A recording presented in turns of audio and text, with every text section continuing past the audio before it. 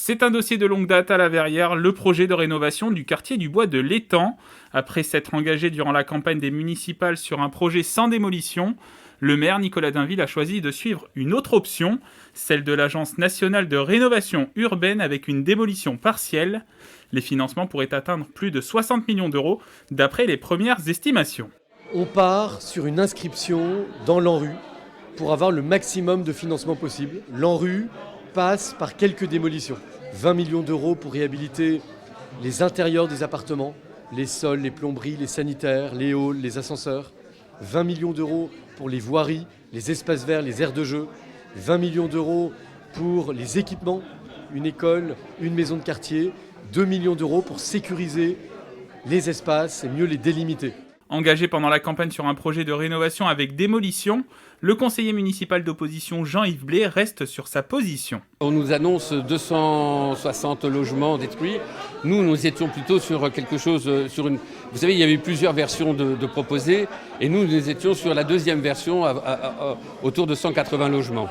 De son côté, Nelly Dutu, ancienne maire de La Verrière, aujourd'hui conseillère municipale d'opposition, est toujours en faveur d'un projet de rénovation sans démolition.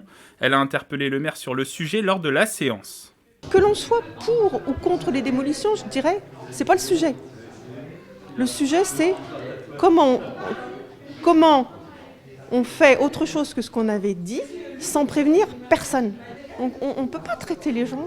On ne peut pas traiter les habitants de cette façon. Si les habitants sont largement majoritaires pour des démolitions, il n'y a pas de souci. Mais encore faut-il les concerter pour le savoir. Du côté de certaines associations, l'inquiétude grandit. C'est le cas du collectif des locataires du Bois de l'Étang créé en 2014. Ce qui m'a surpris, c'est qu'on n'a aucune visibilité sur cette charte de relogement, ni sur les démolitions qui ont été prises par apparemment M. Dainville et son équipe seule. Nous, en fait, ce qu'on veut, c'est que ce soit un projet qui soit fait par les habitants, avec les habitants, pour les habitants. Tous les habitants doivent être consultés pour donner leur avis. S'il y a des démolitions, il y aura des démolitions. S'il n'y a pas de démolition, il n'y aura pas de démolition. Mais il faut qu'on y aille tous ensemble sur ce projet comme on l'avait fait avec la municipalité précédente.